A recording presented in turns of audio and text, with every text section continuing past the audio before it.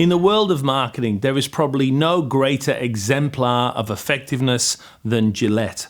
For more than a century, it has been at the pinnacle of brand management, marketing effectiveness, and its stranglehold of the wet shave category, particularly in America, is testament to just how well that brand has been run. One of the secrets to Gillette's success is that every decade or so, it launches a new incremental product improvement. Slightly better, slightly more expensive, slightly more profitable, and it migrates the consumer from the previous model to the new model and moves onward. That was certainly the case back in 2005, when Gillette successfully migrated about 70% of the consumers that were using its previous lead model, the Mach 3, across to the more advanced Gillette Fusion. And all was working to plan until the GFC hit. And what the GFC did was introduce a new era of frugality, especially to American men. Suddenly, the consumer and user of the Mach 3 was no longer upgrading to Fusion. In fact, in many cases, they were starting to downgrade to cheaper private label razors in an attempt to save money. Gillette realized they had to do something. How could they get the consumer of the Mach 3 razor to continue to upgrade to Fusion? So they did some research, and they built a really quite detailed portrait of who that current Mach 3 user actually turned out to be. He was aged 18 to 34, low to middle income, and he was obviously a Mach 3 loyalist. He over-indexed at shopping at Walmart.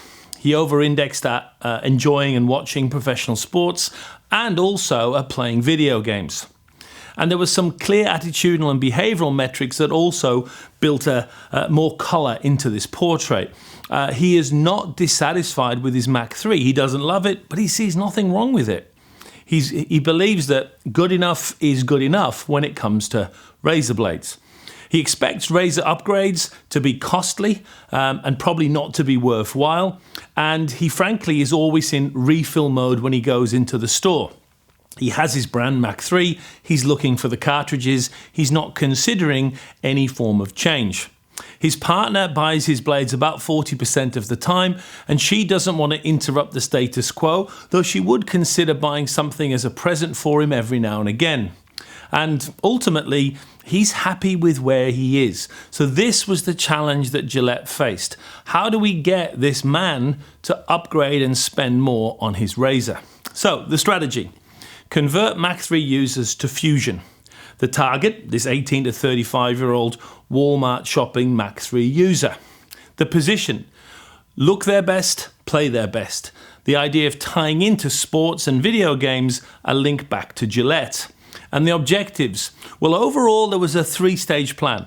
Disrupt this current loyal cycle of refilling cartridges. Then present something which has relevance to this consumer, and something which has ultimately value that will persuade him to upgrade. The ultimate objective: convert Mach 3 users to Fusion and increase Fusion's market share at Walmart as a result. So the execution to deliver that strategy was really very innovative. Looking at the portrait of the consumer, Gillette realized that they could tie into both professional sports and video games by essentially offering a one-off special edition version of the Fusion, which was linked to the local football team in that particular state. Here, for example, the Dallas Cowboys limited edition version of Fusion. And it was co-launched along with the most successful video game of 2010, which was Madden 10. The campaign itself to promote this limited edition product was a combination of several different media. First, there were print ads carried in the right target media for this particular consumer, things like Sports Illustrated. Next, we had radio ads, which were very important about communicating to the consumer before they got to the actual supermarket, they got to Walmart, that this offer was available and they should seek it out. And because radio is local, the 32 different teams and the 32 different promotions could be promoted differently. But this was a very digitally active consumer. So on top of that, e-commerce, websites and banner ads were all extensively used as well to drive that consumer to Walmart to seek out this limited edition product. And finally, Google search advertising, so that if a consumer did begin to look into this product, they were again driven to a Walmart store to make a purchase. Once the consumer got in store, of course, Gillette still had to convert them. And that meant, first of all, significant amounts of effort being spent in Walmart on point of purchase displays, but not just in the drug section of the Walmart. Clearly, this was about interrupting the consumer. So even in the digital section of each Walmart, there was a specific end cap that promoted not only Madden 10, but also the tie-in with Gillette and the special edition razor. The results were spectacular. In the period that the campaign was running, an increase of 20% in Fusion sales inside Walmart. That's doubly good news. First, making Walmart happy is at the center of most consumer goods brands in America. And second, Walmart has such huge catchment that a 20% increase in Walmart carries enormous financial value across the whole country. Rightfully, this campaign was awarded a Gold Effie in 2011. And there's a clear lesson here.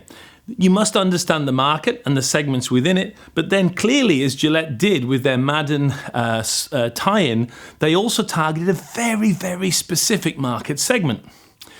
Think about the total market for potentially to buy wet shave razors and look at who we're not going after with this particular marketing campaign. If you're over 35, you're out. If you have a high net income, you're out. If you don't shop at Walmart, you're also out. And if you're not a Mac 3 user, we weren't really speaking to you, you're out. You're left with a tiny fraction of the market, but one that you specifically know and understand and can position to. But it would be a mistake to portray this as a story of just target marketing, because the reality is Gillette has a gigantic marketing budget, and while this is one very small sales activation that was taking place, across 2010, there was a major investment also taking place in advertising that looked like this. Yesterday's history, just a nice memory. I never think about yesterday. The only day that matters is today. Start today with Gillette Fusion Power and the confidence you get from the world's closest, most comfortable shave. Turn it on. Soothing micropulses help reduce friction. You barely feel the blades. Gillette Fusion Power. Be your best today. Gillette, the best the man can get. I guess I should have worn my black shirt for this particular episode. I've lost about 40 pounds. You see what's going on here. That campaign targets the whole category. It's using TV, mass reach media. It's all about brand image and not really about product performance.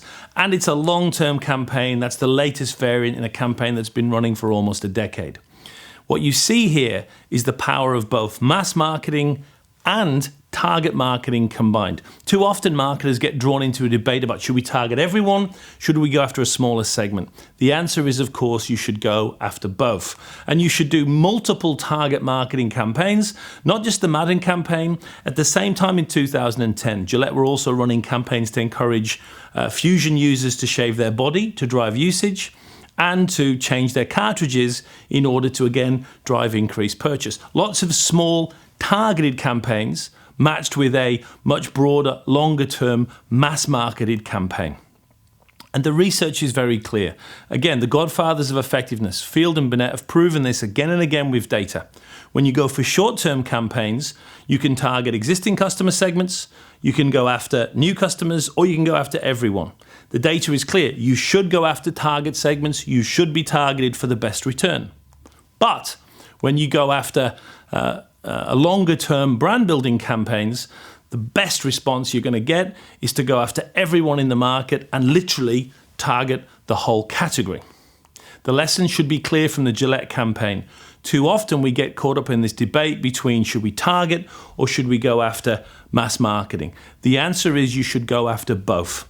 And the reality is that a well-run brand searching for maximum effectiveness is able to do mass marketing to build brand over the long term and target market multiple times for specific segments for sales activation.